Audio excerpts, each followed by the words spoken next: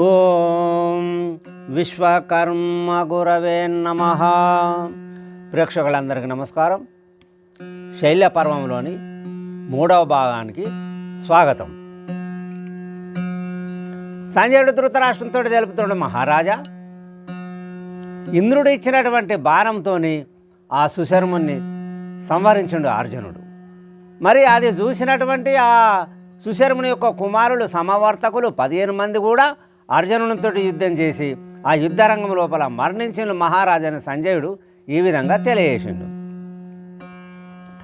సుందరసేనుండు సత్యసేనుండును కౌరవులపుడు కథనమునందు మాయకాయ మరి పార్థుని చేత స్వర్గ ప్రాప్తులైరి సంగరమునా. సుందరసేనుడు సత్యసేనుడు అనే కౌరవులు నీ కుమారులు ఇట్లాంటిగా ఆ యుద్ధరంగం లోపల అర్జునుని చేత సంహరింపబడ్డారు మహారాజా.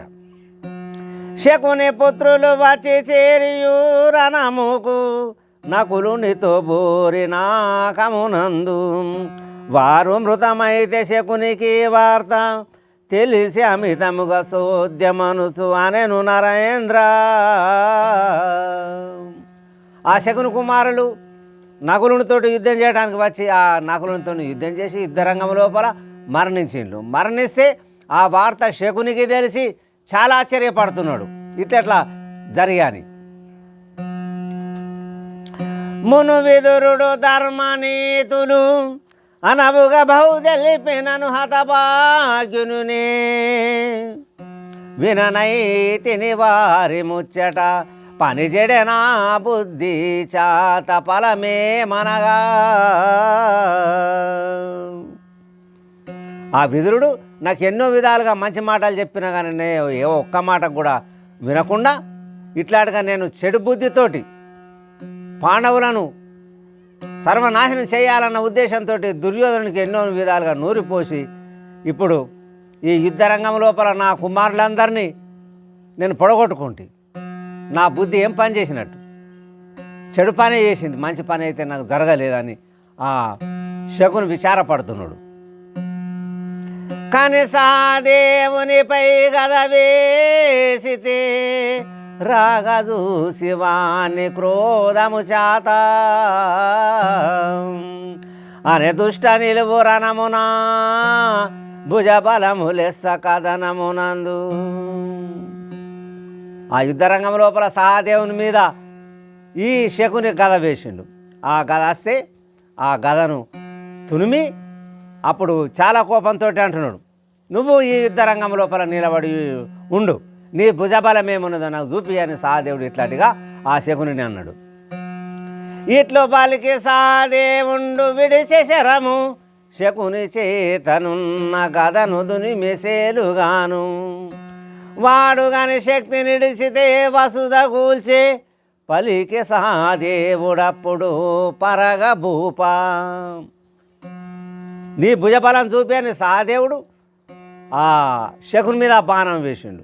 బాణం వేసి ఆ శకుని చేతి లోపల ఉన్నటువంటి గదను ఇట్లాంటిగా ముక్కలు ముక్కలుగా వేసిండు. అది చూసి శకుని ఈ సహదేవుని మీద శక్తి బాణం వేస్తే దాన్ని కూడా ఈ సహదేవుడు భూమిపైన పడగొట్టిండు.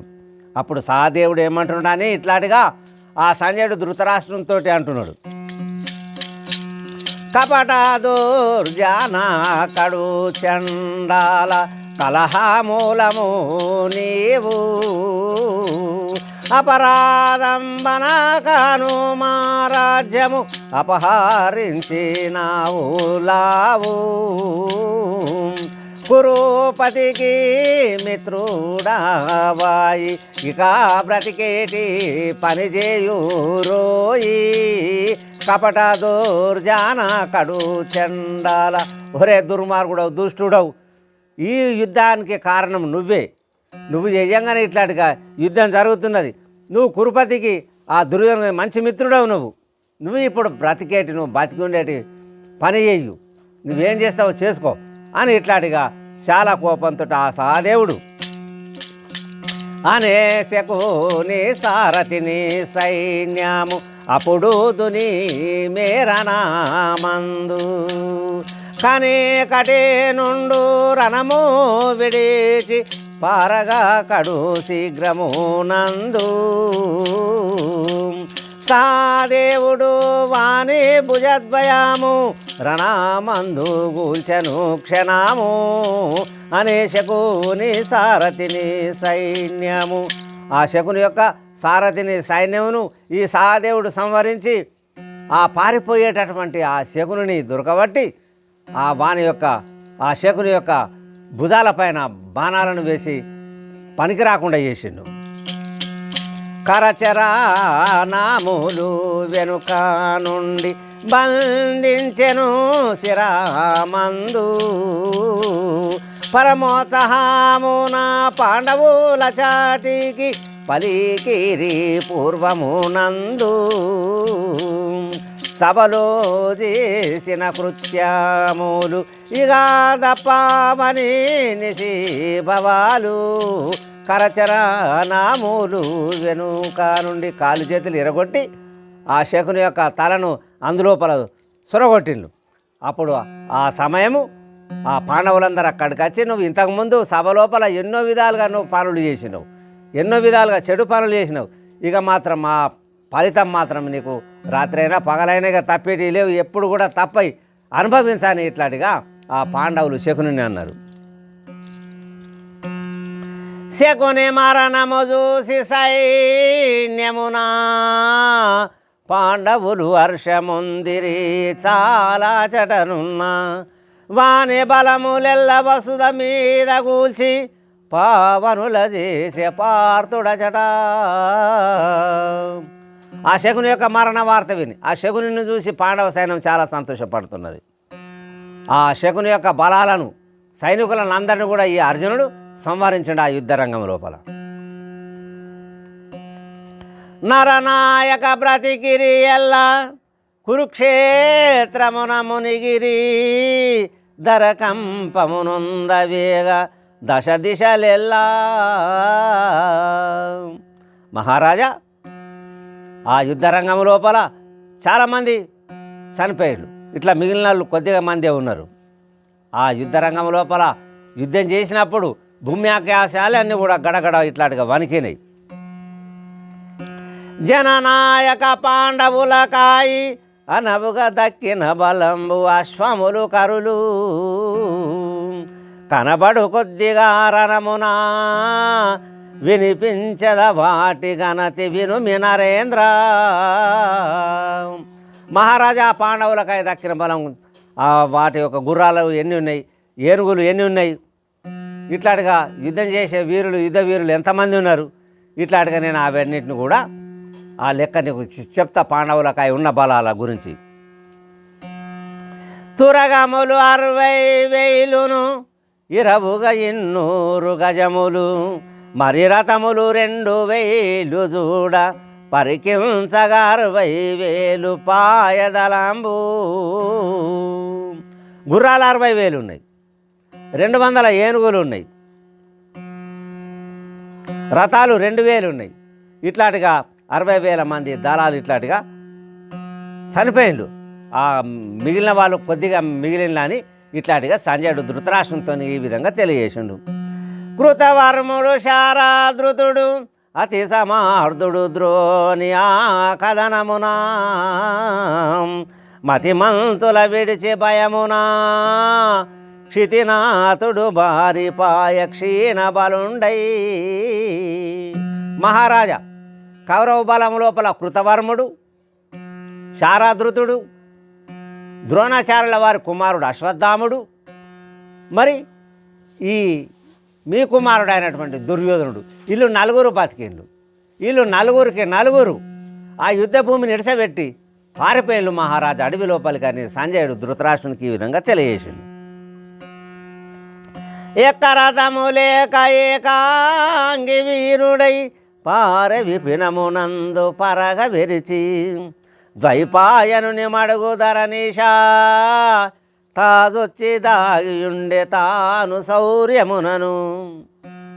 ఎక్కిపోవటానికి రథం లేదు, అడవి లోపల నడిచి ఆ ద్వైపాయన మడుగు లోపలికి వెళ్ళి అక్కడ వెళ్ళి ఆ మడుగు లోపల ఇట్లాంటిగా దుర్యోధనుడు దాక్కున్నాడని సంజయుడు ధృతరాష్ట్రంతో ఈ విధంగా తెలియజేసిండు. వీరుని వాక్యమెల్లను మదిదల్చుగా కురువరుడు మహాసోద్యమున కదులక జలములో నుండెను. అదిగని సంజయుడని అంబిక సుతుతో చాలా బాధతోని, ఓటమితోని, ప్రాణభయంతో ఆ దుర్యోధనుడు పారిపోయి ఆ ద్వైపాయనుని మడుగు లోపల దాగి ఉన్నాడు మహారాజా అని ఆ సంజయుడు ధృతరాష్ట్రునికి తెలియజేసిండు.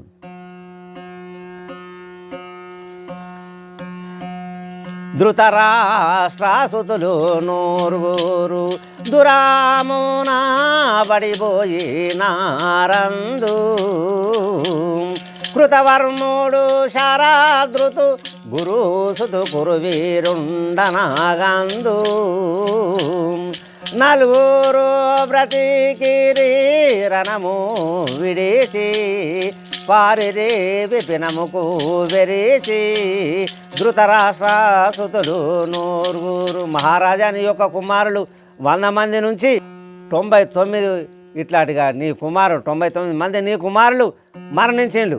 కృతవర్ముడు శారాదృతుడు ఆ గురుకుమారుడు అయినటువంటి అశ్వత్థాముడు నీ కుమారుడు దుర్యోధనుడు వీళ్ళు 4 బతికిండ్లు. మరి ఆ యుద్ధరంగం లోపల వీళ్ళు 4 భయపడి ఆ యుద్ధరంగం నిడిసబెట్టి పారిపోయి అడవి లోపలికి వారిపోయిన మహారాజా అని ఇట్లాంటిగా తెలియజేస్తున్నాడు. సనివనామునకేగను సాత్యాకి సయ్యానను సంవారింప. అనబుగారాగాను పరశరాత్మాజుడు అరాయగా రక్షింప. కని సాత్యాకిట్లనే మీరు శత్రుమిత్రు నెరుగని వారు. సనివనామునాకేగను సాత్యాకి మహారాజా నేను వెళ్ళి వచ్చే సమయం లోపల ఆ సాత్యకి నన్ను బంధించి సంహరించే సమయము ఆ వ్యాస భగవానుడు అక్కడ ప్రత్యక్షమై నన్ను రక్షించిండు. నన్ను రక్షించినప్పుడు దుర్యోధనుడు ఎక్కడున్నాడని ఇట్లాంటిగా ఆ సాత్యకి నన్ను అడిగిండు. అతి శోకమున బలికే ముగ్గురు ఆప్తులు నను విడనాడి. కృతవర్ముడు గురుసుతుడు శారాదృతు కూడెటు పోయిరో నేడి. గతి ప్రాప్తించే వ్రత ఫలము ధృతరాష్ట్రునికి తెలుపు నిజాము. అతి శోకమున బలికే ముగ్గురు ఆ దుర్యోధనుడు ఇట్లాంటిగా నాతోటి అన్నాడు, ఏడుస్తా అన్నాడు. నా మిత్రులు, నా ఆప్తులు, నా బాంధవులు, నా ప్రాణ స్నేహితులు ఇట్లాంటిగా 3 కృతవర్ముడు శారాదృతు మరి గురుకుమారుడు అయినటువంటి ఆ అశ్వత్థాముడు నన్ను ఇడిసబెట్టి ఎటువేలో ఏమో మరి నాకు ఇయ్యాల ఈ గతి ప్రాప్తించింది. ఈ విషయాలన్నీ కూడా మా తండ్రి గారికి తెలుపని ఆ దుర్యోధనుడు నాతోటి ఈ విధంగా మాట్లాడిండని ఇట్లాంటిగా తెలుపుతున్నాడు.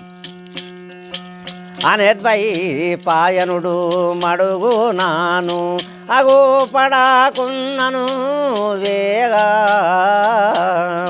సనినే రాగా శిఖరాగ్రామునందును చక్కగా 3 బాగా. విపీనము శోధించువారు అప్పుడు దాగిరి సంజయ మీరు. అనే ద్వైపాయనుడు మడుగునను ఆ వ్యాస భగవానుడు అంటున్నాడు అప్పుడు సంజయంతో అక్కడ సాత్యకితోటి నేను వచ్చే సమయము ఆ దుర్యోధనుడు మాత్రం ఆ మడుగు కాడైతే నాకు కనిపించలేదు. ద్వైపాయనుని మడుగు కాడ వాళ్ళు 3 కనిపించిండు. కృతవర్ముడు శారాదృతుడు గురుకుమారుడు అయినటువంటి అశ్వత్థాముడు ఇట్లాంటిగా అక్కడ ఆ ఒడ్డు పైన కనిపించిండు. వాళ్ళు తిరిగి ఆ దుర్యోధను కోసం ఇట్లాంటిగా అడవి లోపలికి వెళ్ళిపోయి దాక్కున్నారని సంజయునితోటి సాత్యకితోటి ఆ వ్యాస భగవానుడు ఈ విధంగా తెలియజేసింది. వెనుకెన్నోడై తన వీరుడంటే విపిన మార్గమునా నేను. అనబుగరాగాగు పడే కురుపతి అశ్వారథములే కిలాను. నడువాగా చూసి సముఖంబు పోయి నిలువగానే వృత్తాంతంబు వినుకిన్నుడై తని వీరుడంటే. చిన్నతనంతో ఓటమితోటి ఆ దుర్యోధనుడు ఇట్లాంటిగా అడవి లోపల తిరుగుతానే ఉన్నాడు, పోతానే ఉన్నాడు. అప్పుడు నాకు కలిసినప్పుడు ఆ దుర్యోధనుడు నడుచుకుంటే వెళ్ళిండు. ఆయనను చూసి నేను వెళ్ళే సమయము వాళ్ళు ముగ్గురు అశ్వత్థాముడు, మరి కృతవర్ముడు, శారాధృతుడు వాళ్ళు ముగ్గురు నా దగ్గరకు వచ్చి నన్ను అడిగితే ఆ వృత్తాంతం అంతా కూడా నేను తెలియజేసిన మహారాజా.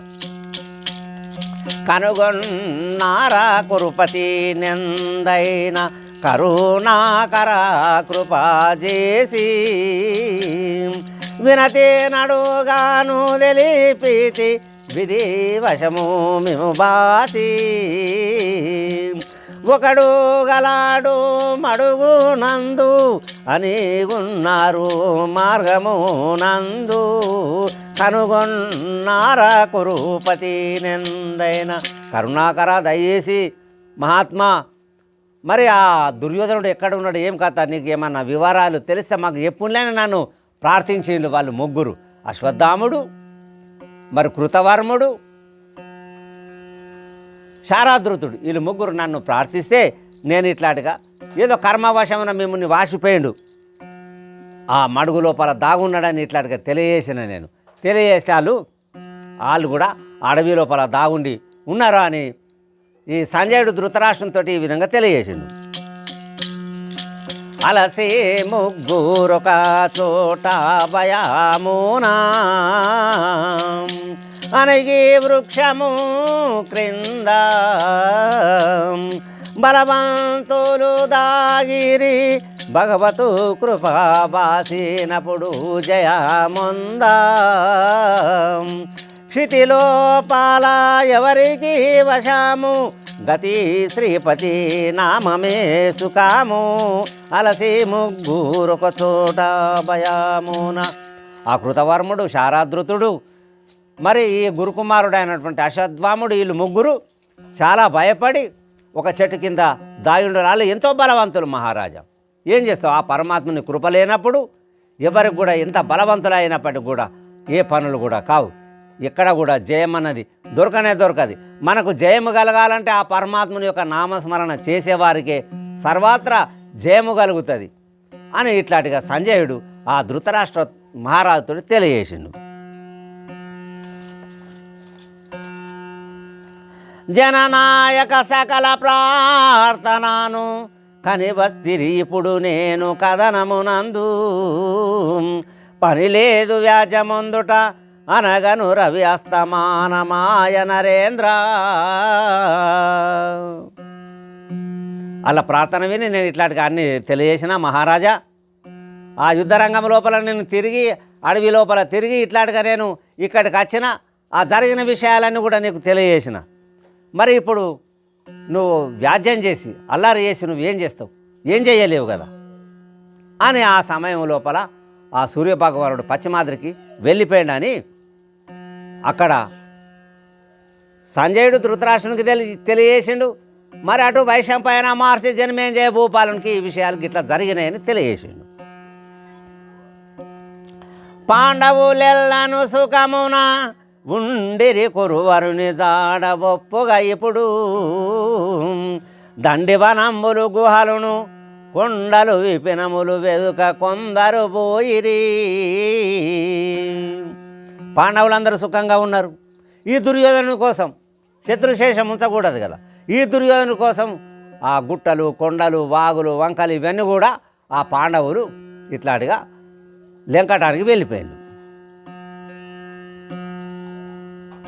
మరి ప్రకాశమున సుందరశాలలు శూన్యమైపాయ చూడవశమా బంధువులు కూడి అడిగి ధర్మజునాజ్ఞ కరిపురికి బాయనా కాలమందు. ఆ కరిపురం లోపల ఈ దుర్యోధనుడు ఉండేటువంటి భవనాలన్నీ కూడా ఆయనకు చెందిన భవనాలన్నీ కూడా అంతా చీకటి అలుముకున్నది. అంతా చీకట్లో ఎవ్వరు కూడా లేరు ఉండటానికి. అప్పుడు అతని బంధువులు కానీ ధర్మరాజు బంధువులు కానీ అందరు కానీ ధర్మరాజు దగ్గరకు వచ్చి మహాత్మా మా గతి ఏమిటి అని అంటే వాళ్ళందరిని కూడా కరిపురానికి సురక్షితంగా ఇట్లాంటిగా పంపించిండు. విని విదురుడు అడిగే వార్తను వినిపించి ఉత్సవుండు విపరీతంబు రణమందున కురు వంశము అనుమానము లేకమునియహానేడు. ఇవన్నీ తెలుసుకున్నటువంటి విదురుడు యూయుత్సుని అడిగాడు, ఎలాంటిగా ఉన్నది సంగతి అని అడిగితే, మహాత్మ ఏం చెప్పమంటావు, తప్పకుండా ఏ ఒక్కరు కూడా ఆ కురువంశంలో లోపల ఎవరు మిగిలి లేరు అని ఇట్లాంటిగా ఆ యూత్సవుడు విదురునికి తెలియజేసిండు. ఆ వార్త విని విదురుడు అతి శోకము చేసి బలికి యూత్సవుని పరగ నీవు పొమ్మందు సైన్యమునకు పొందుగా ఇచటుంటే కోపాన ఎవరైనా కొట్టగలరు. నాయనా యూత్సవా, నువ్వు మాత్రం ఇక్కడ ఉండకు, కోపంతో ఎవరైనా నీ మీద దాడి చేయవచ్చు, కొట్టవచ్చు, తిట్టవచ్చు. నువ్వు అక్కడ వెళ్ళి ఉంటివా, నువ్వు మంచిగా ఉండగలుగుతావు, ఇక్కడ మాత్రం ఉండకని ఆ విదురుడు యూత్సవునికి తెలియజేసిండు. పురమందున ఎచట చూసిన ఇరవుగా భయంకరమేర్పడే కనగా కురువీరుని మందిరములు మరి శూన్యంబాయ సాల మనుజనాథ. ఇట్లాంటిగా ఆ కురువరుని యొక్క అంటే దుర్యోధనుని యొక్క మందిరాలన్నీ కూడా వెలుతురు లేక చీకట్లు గమ్ముకొని చూడబుద్ధి కాకుండా ఇట్లాంటిగా అయిపోయినాయని ఆ సంజయుడు ధృతరాష్ట్రునికి తెలియజేసిండు. శైల్య పర్వము కథ చేసే పూర్ణము హరి కవితార్థతానే కవియుతానే మరుజుని వశమేమి మైలోన రసింప పంచమ వేదమని పలుకగాను. శైలపర్వం యొక్క కథ ఈ దాంతో సంపూర్ణమైంది. మరి ఇదంతా కూడా రాసినటువంటి వాడు ఆ పరమాత్ముడే, మానవుల తరం కాదు ఈ కథను రాయటానికని. ఇది పంచమ వేదం అని ఇట్లాంటిగా అన్నారు. గదా పర్వము గలదు ముందర వినగాతి రహస్యంబు చూడమితమైన దుర్జ సంవారంబు దుర్జనాగమనంబు పఠించవారికి పరమ సుఖము. శైల్యపర్వం ఇంతటితో సమాప్తం. వచ్చే పర్వం గదాపర్వం. గదాపర్వంతో మీ ముందరికి వస్తా. మరి ఈ భారత కథను ఎవరైతే వింటారో చదువుతారో వాళ్ళకు ఆ పరమాత్ముడు తప్పకుండా సుఖములను ప్రసాదిస్తాడు, శుభములను ప్రసాదిస్తాడని ఇట్లాంటిగా ఉన్నది. గద్యాయితీ శ్రీమన్నారాయణ ప్రణీతంబైన మహాభారతమునందు శైల్యపర్వం సంపూర్ణం. గదాపర్వంతో మీ ముందరికి వస్తా. ప్రేక్షకులందరికీ నమస్కారం. అంతవరకు సెలవు.